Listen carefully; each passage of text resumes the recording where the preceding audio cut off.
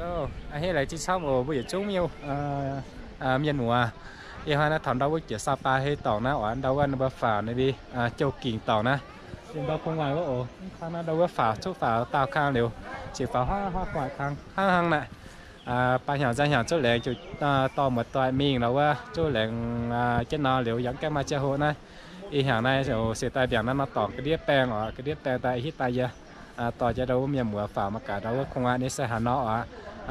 bà mà cả nên mà nên sợ chế phà sẽ bị chia miền mùa ra rồi chưa tăng cho nó mà ở và cái đĩa nó sẽ nên như tỏng ở tỏng cho nó chẩn nó ăn chia mại chủ mại hùa tỏ mà hùa tỏ nó cái đĩa bà mà tao miền mùa chủ dưới mình để em chờ người nhà lên tí đó okay. Đi bộ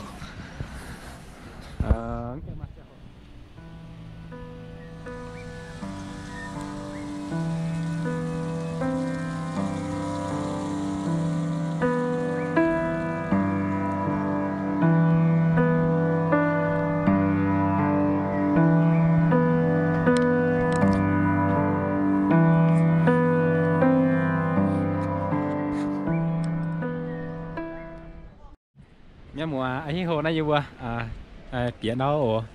biển nó khá nhiều ạ bà chất ta đâu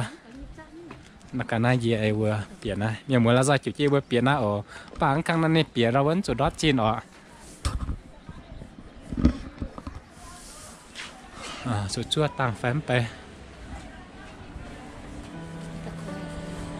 chạy tăng cái cà khò như gì ạ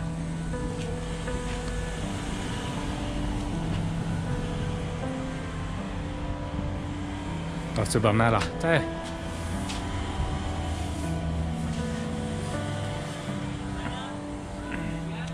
bữa chỗ na ở na là na rồi khoa vấn đề sẽ tại địa bữa sẽ tại bia khoa vấn đề gì này biển nó cái na ở biển khang na đâu á chỗ đó chín bia mấy biển lại thì nó biển na không phải na nó tỏ na đâu á ta ham đâu á bữa phà bữa phà lâu biển đâu chẳng nhịp cho hàng ngõ anh em là ý khang ở ba chứ này bữa mai nó phải bia anh sẽ phà hàng hệ rồi tao có biển à hàng con là mình ngán kháng cái hàng ở tao mà bẻ khai cam mua của bạn hàng cả hàng này chân thủ chân này hay có biển là chân này ở chân này thằng nó cái đi này nó nè bây giờ nó tập phá con xiang mà như cái đĩa này hắn nọ hello quái cốc đi tiếp nha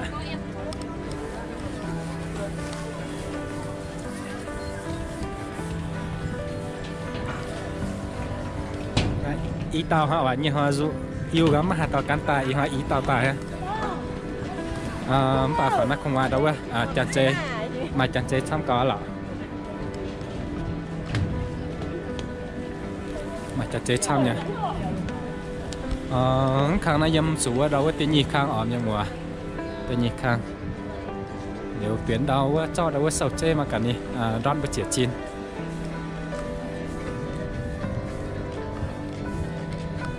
vừa chụp biển khang này mà sầu chê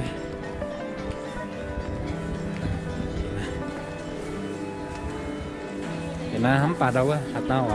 hạt tao ở dâu đâu nên bị ly hổ trụ là cho nó dấu để trụ ạ để bữa cho sạch chơi như này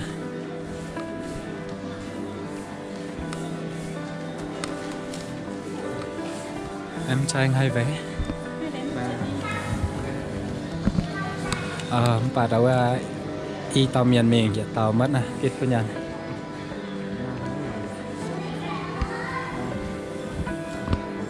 y tàu giờ tàu hừng bé ở đâu hừng chè đòn y pha mèn ý em cho anh hai vé xong bây giờ là theo xe à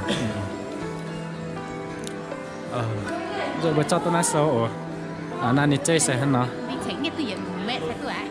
hết là rồi chị em như phim dưới mẹ hơn là nó biết chưa ạ anh bị khoan này ôi giờ khoai chịu giờ khoai hình bé trên nó đọt đâu y khoai đọt chủ đâu $1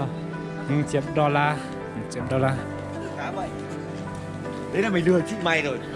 liệu bố mẹ muốn cho tôi na để chơi tàu bố cho hoa nóm chia nè bố chua để chặn thò đâu bố phao huy nó phao mẹ mua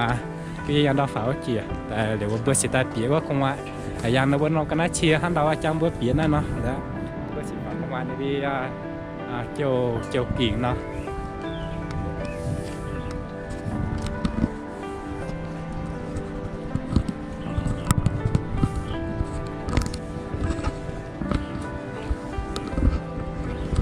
trên này nhỉ gao này mới sáng nó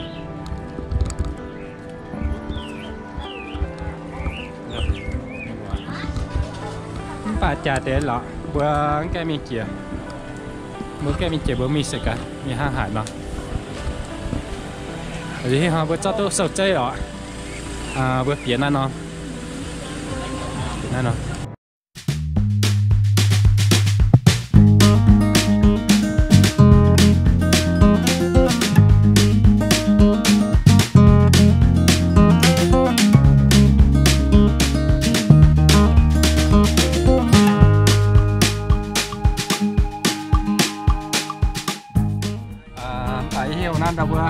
bữa phá kiểu bữa kỳ cái này bị chia nè cái chia là bữa nay bữa phá kiểu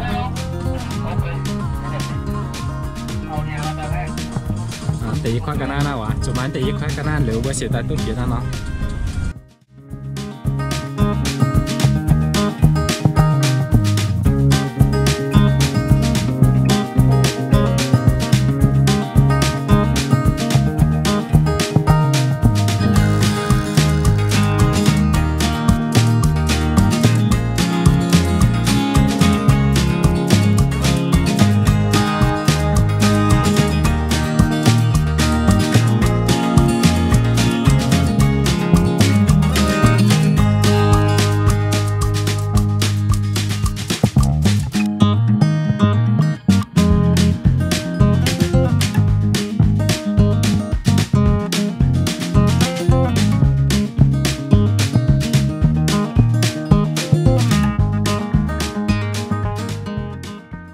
phải vậy na đó chú giờ phút cha hồ là với thằng này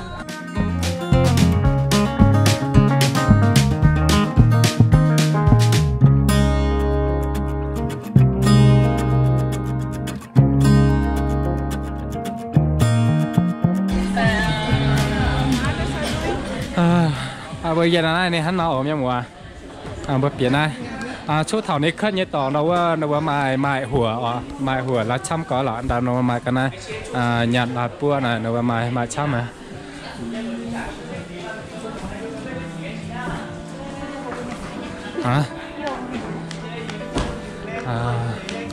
mình xem nó chăm ở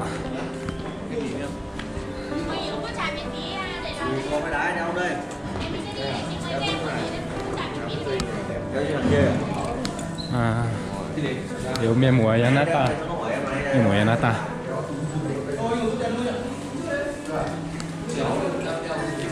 bà đang nuôi sầu cháu ở với chủ huy này chặn những cháu nó bìa mẹ giấm po để chân mẹ cho hấp po cho giấm po ở mới bìa giấm po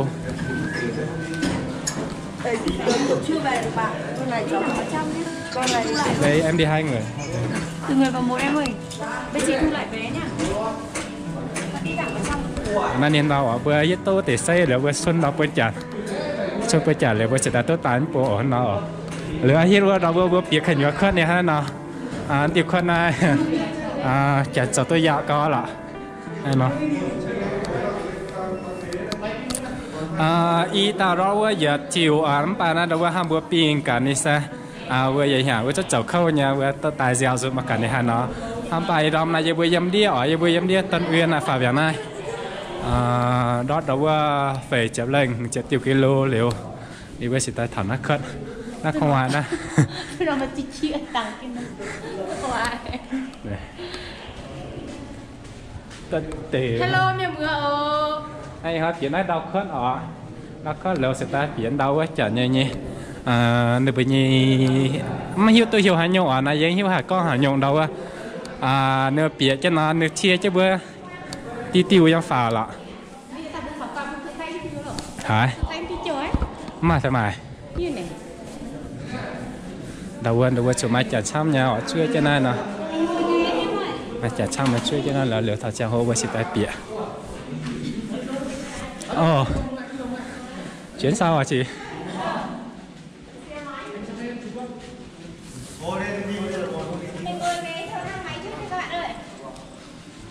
đầu bữa tại có cả chén tiền mình đầu bữa chả chăm nhau đều bữa sử dụng khả năng dồn phá xịt tốt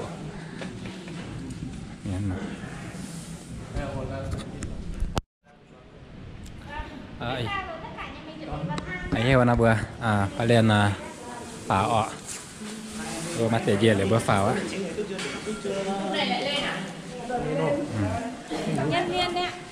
Mày chưa có xuống phải không? Hay là phục vụ đây đấy? Dạ. Phục vụ đấy. Nó đi nó để nó kiểm soát mình. Đúng rồi. Mình đứng đây tí nữa mình nhìn ra ngoài trời. Kiếm quá nhỉ. hơi chật đấy nhở. Chật. Tụi nó đang chụp xăng dầu lộ. Tí nó thăng lỏng đấy. Dễ có lắm. Sợ quá rúm gió nó thăng lỏng. Chưa thấy gì nhỉ? Ôm mấy thành. Đừng ôm anh. Ôm cuốc. Đây là 300 mét trong lòng đó. 300 mét trong lòng đất, 400 mét ở ngoài. Phẩm bé chi giờ người đào đi ở liệu phẩm bé chi liệu mới sẽ đại quản đâu không phẩm bé chi liệu mới đó kiểu đâu đó bé chi nó họ sẽ tạo những cái đĩa đào phẩm bé chi Núi ngắn như mày. Mong núi mà ăn trong núi nghe trong một con anh đâu anh nhiều ở đây đâu á đấy đèo ôm cái đồ đấy đâu không phải đi bắt á chắc đi bắt nó về mới được cái xinh này ngày xưa nó bắt cháu đấy cô thế à có giá thế biết gì mày bắt ngựa đi mày bắt nó về gì mày nó nha ngày xưa nó bắt ngày xưa tuần kém thôi bắt kém đấy mày tranh cái mấy đứa mà được nó rồi trước cháu gọi 20 thằng đi cướp mà biết không cái gì cướp như là cướp võ thông đồng rồi thông đồng rồi cướp để cho nó có kiểu thôi đấy đèo Ô Quy Hồ đấy đi chưa tứ đại đỉnh đèo của Việt Nam đấy nhưng mày nhìn cho quen đi bà là gì đi chỗ hoa đi đã tao đi sẽ có chỗ 1.600 quê đi đồ bánh cái này còn 700 thế quê ở đâu chỉ hoa cà phê đây sao ạ kia có đâu sao lên đâu đấy đâu mà người giá cái gì đó nhưng mà phải cho nó dùng đâu vậy cho ông vài đô một tàu quay mà cái gì tầm mà cái này có đi bằng hàng cây không điện biên thì em mới có số đổi cả trong người xưa mình đi đâu cho nào đi rồi đâu mà thôi bây giờ ngày xưa lai châu cũ là 120 phải đâu bà đi ra ở dưới vợ cháu quê ở Điện Biên không phải người nên mày từ lai châu nhưng mà nó như là thảo không ngoài là ai được đấy ngoài được chân đấy chân thế mày làm sữa ở trong này đấy à mày không được ra bạn ăn đâu có được bây giờ bạn với chất thảo nào với giờ này mình bạn ăn hồi nào đâu á cái mày à đâu á cái mày à đâu có kỳ nhau à chè đúng không cái điên này hơi nói nha với mà cái hên này nó ồ miếng mà cả cái gì phán cái nó hiên nó bằng cái giang kia hàng cỡ rồi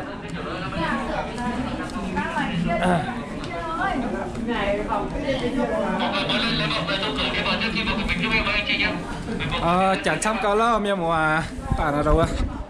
chị tôi bị nhà chị tiền na hết nha lọ với cái tay chịu cái tay rồi tay rồi liệu có hiếu mày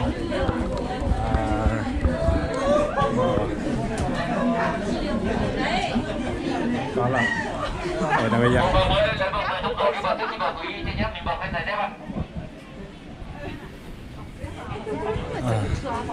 bỏ dép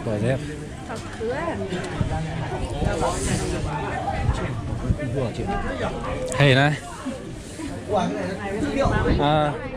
nó thằng nó liệu bữa chuột cho nó tạp cho ỏm như mà cho nó tạp cho nền đầu nền dạ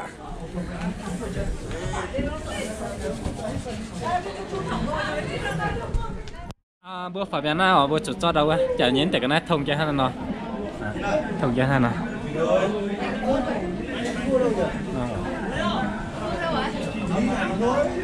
cái nào dạ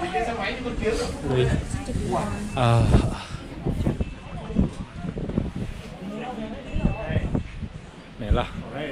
tàu này là nó khoan này hắn nào ở miếng ngoài trong có cà phê phô bình anh Hải đánh ai không anh chị ơi, đi chơi chung ảnh gia đình đánh ai không anh chị ơi. Không bướm như tỏ dạ đó miếng à hả?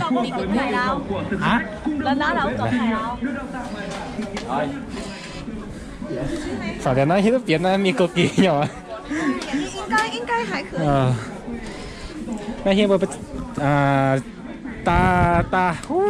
miệng mở mà cá ơi hàng nó nhóm phùng á lọ yêu bà miệng mùa đi đong với dâm điên lai châu ở với dâm điên à với dâm điên này với phào ấy hồi ra bữa chuyện nó cái đi châu đi châu để hơn nào đi châu này nó ở miệng mùa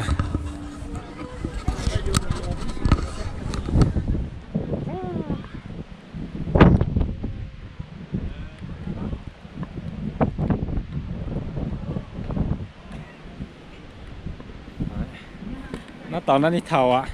với châu là mà mình về cho dùm đi cô nhà là bởi mình hơn rồi trẻ mất tôi thế này yêu đi có đi alo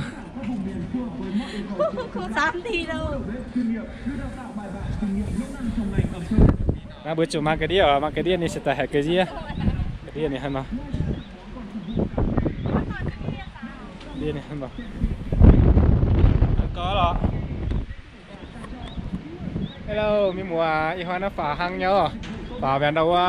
không ai chẳng như hang nhất nó tệ đau hang tệ nhất nó tệ đau này sâu này giờ cái đi này kỳ nhất cái đi ở mi mùa phá ra mình cả cái gì phánh cái gì nhìn là nhìn nào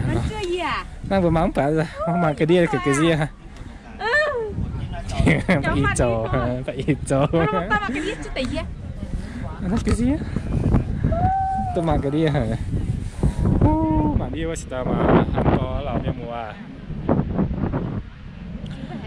nhưng cái đi phải biển na đâu cái đi cho phải biển na tôi bé lắm bé đâu với 7 km lắm bé ở xì mà dâm cái đi đầu khát ở dâm cái đi nó trâu này cái đi trâu là tỏ nó bịa thấu không nhớ chẳng yang pháo nó toàn này phạm pe mét ở phạm pe chi đều sẽ này bán đâu không ngoại được bán không ngoại thì pháo phải pe chi nó có phải cái gì có lom như mùa cái gì có lọ mắt tỏa mạng cái đi miếng mùa cái gì ta nè bán chị ạ nó bảo miếng muốn cái gì là miếng mùa dán chả bún mất cả là cái gì vào đây cơ chỗ này cơ trái chụp của ta này em ngồi giữa dòng anh chụp cho mà không đưa điện thoại em nhờ người ta chụp được quá dạ có là miếng mùa mà cả đó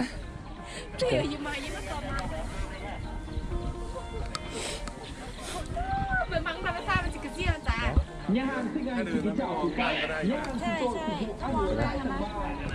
Cầu kính rộng mây. Nhà hàng có tất cả các món ăn như lẩu cá tầm, cá hồi, lật mạn, gà bản, cơm rang, thịt suất. Nhà hàng Sinh Anh với không gian rộng rãi, thực đơn phong phú đa dạng.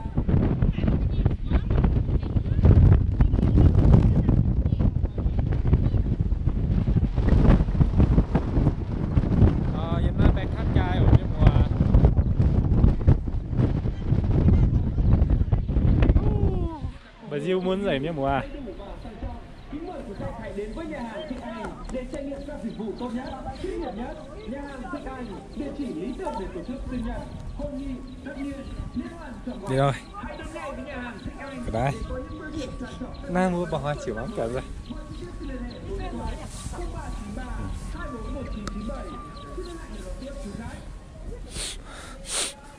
Nó chả có chuẩn từ cái này trên sớm mà. Chả nói ai trên từ cái này sớm mà. Đây là trống chơi hả?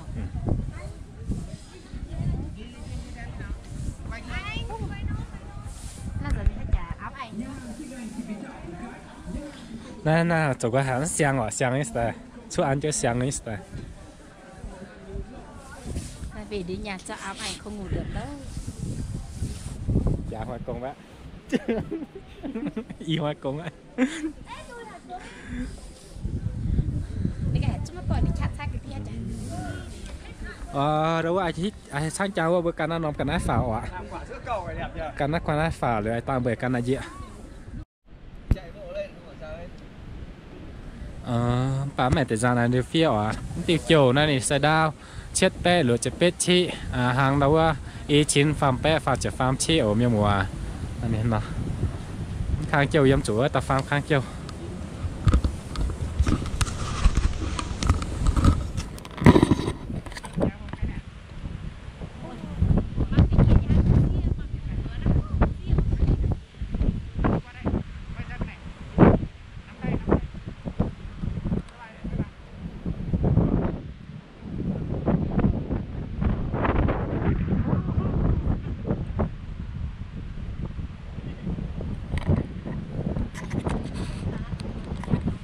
Hả?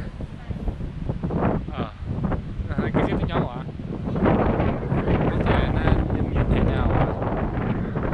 hả? Này phải đâu á, ta farm khang châu ở miền mùa, áng khai cho hàng nhớ, hàng cái, báo mẹ này, miền mùa tốt quá nhé phải.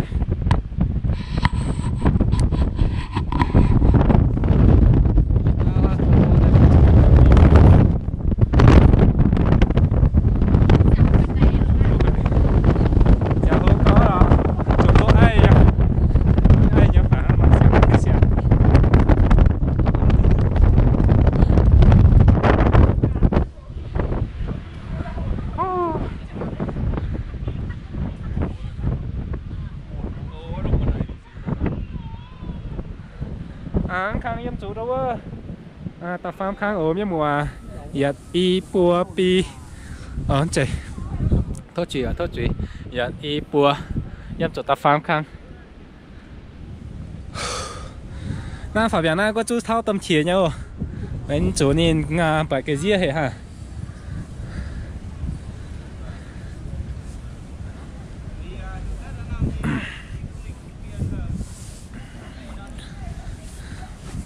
Hàng cái gì đó mà nó chỉ dâm Việt Nam cuối miền ở Việt Nam cuối trần á em bé nó cuối ta chụp bản nó có dâm tàn ai muốn để chụp đó trên phấn đó ở thế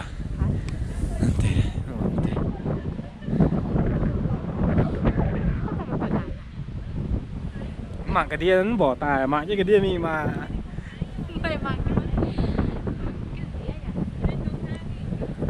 đĩa để đâu có nữa chú dùng đâu có béo cá tầm cá hồi nó nếu cho Sapa bố nhắm bố mèo cho Sapa giống này tiểu hi cái đĩa thầu đâu có lại châu xe ở mà cắn chụp bố chịu chụp bố bài thắt một tay túc quán đâu anh ấy sẽ có ai ở anh ấy sẽ hàng hệ nhau cái này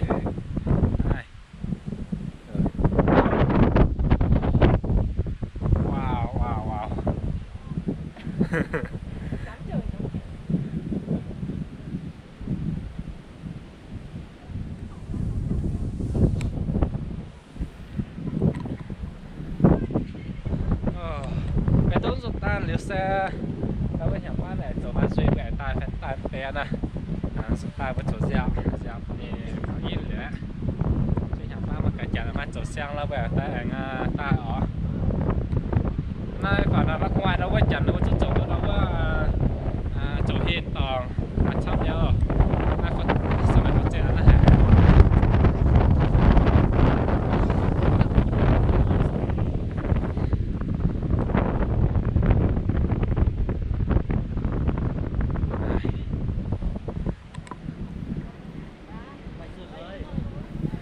มันไปจดnhân viênนักไว้ตัวเสียงหังได้หรอ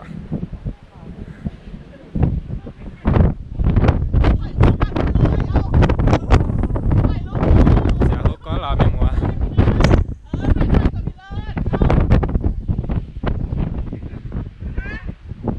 เดี๋ยวน่าจะเป็นนกกล้วยจันทร์อ๋อ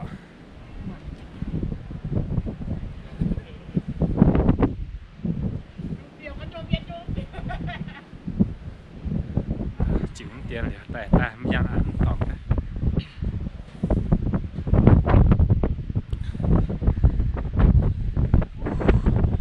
เราจุดตะเฟยข้างอ๋อตะเฟยข้างเจ้าโจกีเนี่ยฮะเนาะ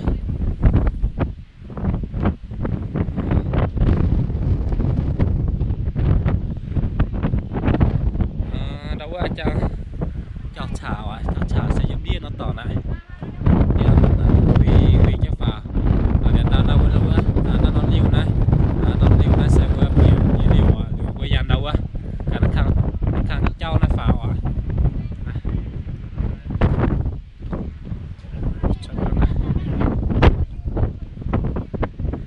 bạn nào đâu có phải đâu chặt thay ở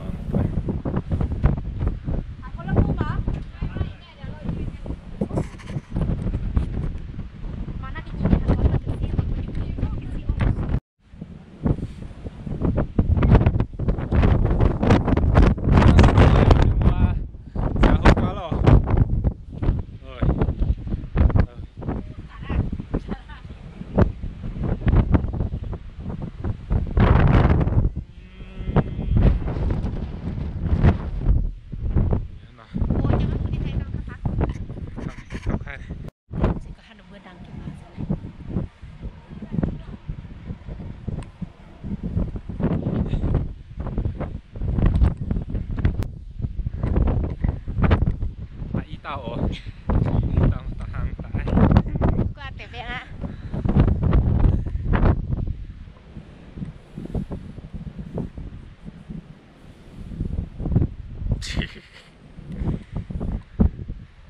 kiểu mấy cái tiệc khá phòng cái tiệc khá phòng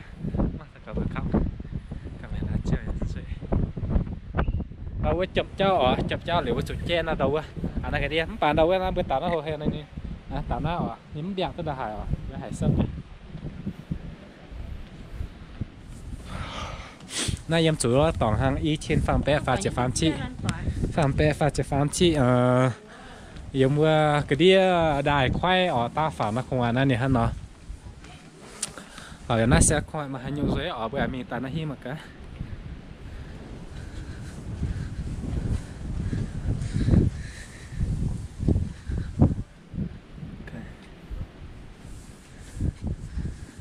bán tệ khe nó đi dùng bữa phải nó bữa tài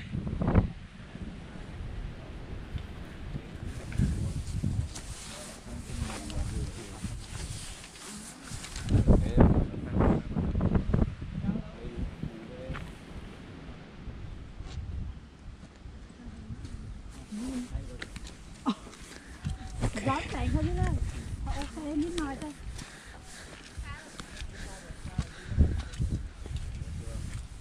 ok giúp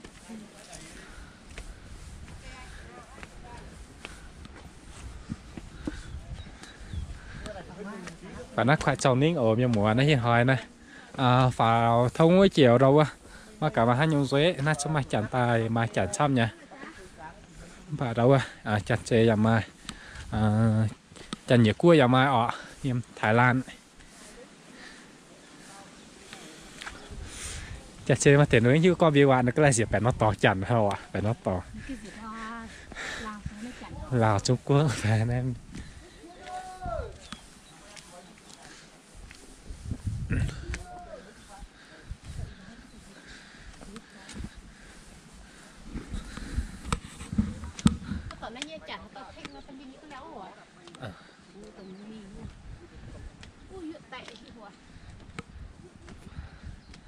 นักวันเราว่าจัดไม้ว่าไม้ยุ่งเหรอไม้จาไม้ยุ่งนะจัดก็เราไม่หมด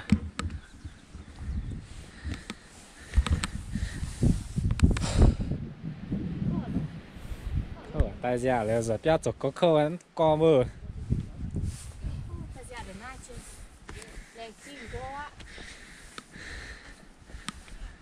？phát biểu hán à? Đã có. Hả?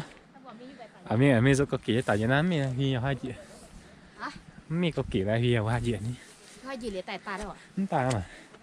Cho hóa tàu gà nhỉ? Tại nó có bùa tay nhỉ, ta tuổi nhỉ? Ta tuổi hả? Lối lên hồ vô cực. Hồ mày là hồ vô cực vậy đó. Cổ kính, hồ vô chơi cổ kính. Hàng mé cổ kính. Ồ nó bắt liền này hả mà? Hồ vô cực bắt liền hóa à? Đây là phần nô ha này. Như là nó vẫn phải như hai nổi nhả giá. Nó ở đây nó nổi nhả.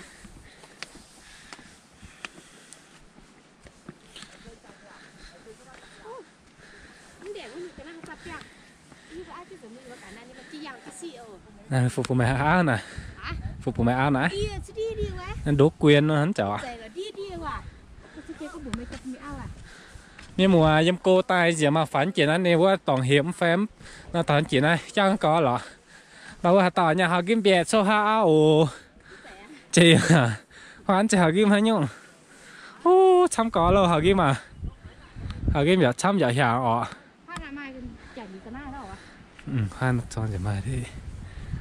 Pháo khăn khăn 12 khăn chậm vào chuyện nó sẽ mà chịu bơm mà nó nửa bơm tiếp pháo ha ta buông hát thì cực thang ạ hả con đi phải chạy dòng đi cái gì tới mẹ từ nó chạy phố miu ha ạ đâu á này bây giờ hai nhỏ đang châu ạ đang chia hiệu châu này giờ nào hóa ồ cái gì mía nè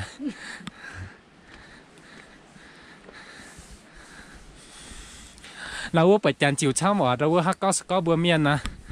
เมื่อเมียนตาหน้าจิวยันปะนับปะจิวเฮ้ยเราว่าตาจิวตาพูดมาตามาอ๋อเมียนหมูฮักก็ปลาบัวเกณฑ์ตัวจุดนี้จ้าโหนะบัวฝาหน้าอยากกระจายเดี๋ยวเนี่ยเกณฑ์จุดจ้าโหนะบัวฝากระจายเดี๋ยวเนี่ยอ๋อป้าหังนี่จ้าโหแล้วนี่ก็แต่เราว่าหลัวแปะเช็ดแปะอย่ามาเนี่ย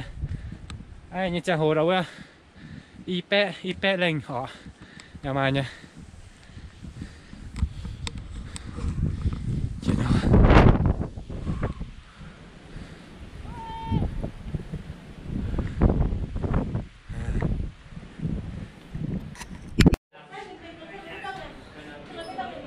อยากโจนะเราไว้โจnó chở hoa chỉ còn năm bây giờ nam đi đây này ạ đi mà mình sao mình hả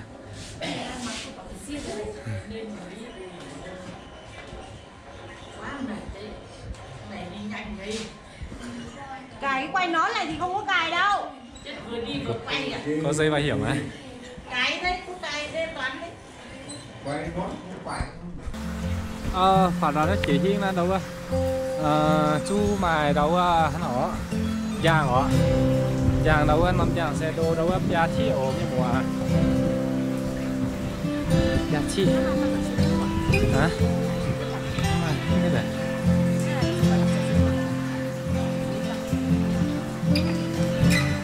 anh chàng đâu có giang có tiêu trồ á thấy cái gì nhau không thầu cái trồ bắt đầu hà họ tạo xin giờ nắm phà đâu á là đót chín này chủ mình nó đâu có chém bé chém chiên họ nó đâu có chủ làm hai người xấu mất nó xịn đòn rồi $1,000 khỏi nhà tôi vẫn phải dẻo à để đi đền ô khá phản nên bảo dê mà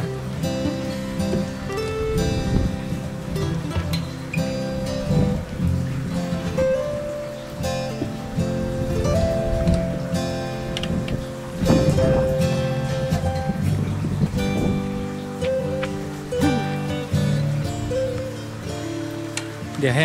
hang nó ổ mấy mùa điều hang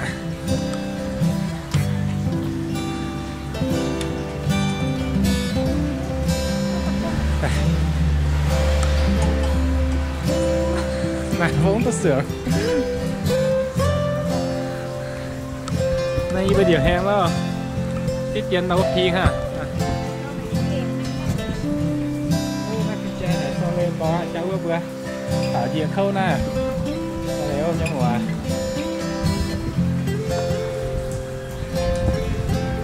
sáng tiền đó nó có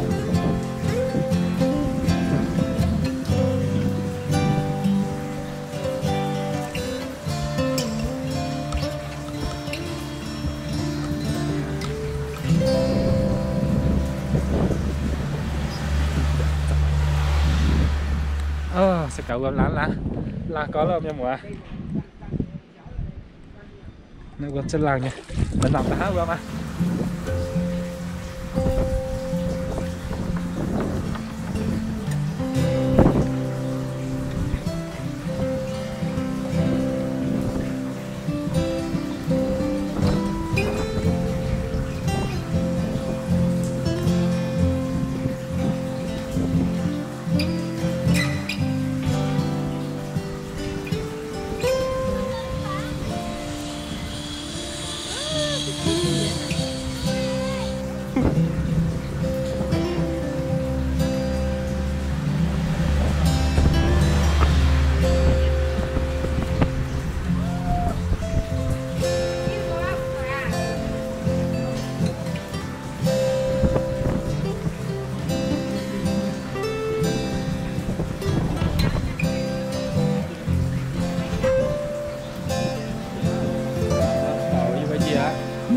cho thuê đi hết rồi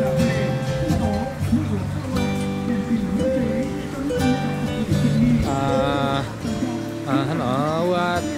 cho giờ nó dẻo như việc ha cả con nó cần qua đi phòng nhà nó dẻo cái đi cho nhưng mà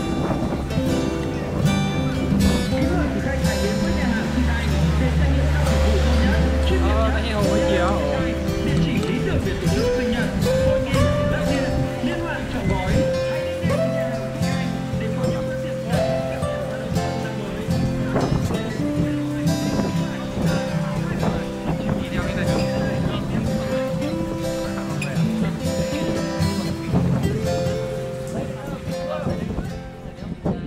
nông ở nó vừa vợ chăm chú căn vừa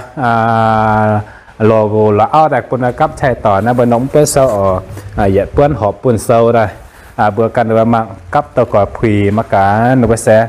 chặn trôi hay nhung trôi và chặn trôi phải thủy trôi phải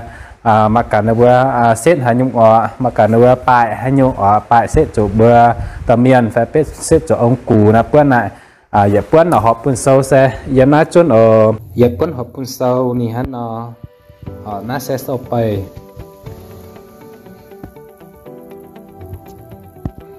khoai chất tạo pin ni sẽ hắn máy ý nhung dạ để nó sẽ đâu chút nó rằng cắm ở phía tại răng mình nhìn thấy nó thì nó sẽ mặc đâu có tọt còi quỳ máy ý nhung dạ hòn tỏi hòn răng mình dẹp cuốn sâu mài dẹp bé thì lửa pin phía cỏ giỏi mình ăn lò hoài sâu thả hai khám tòn dẹp mài đầu vơ hồng tàu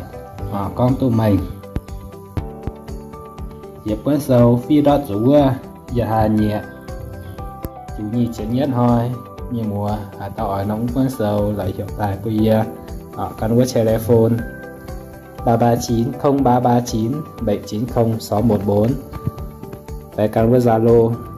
0339 790 614 về mềm chủ yếu cấp tỏi với Facebook vần chặn chạo chiếu vần chặn nữa ồ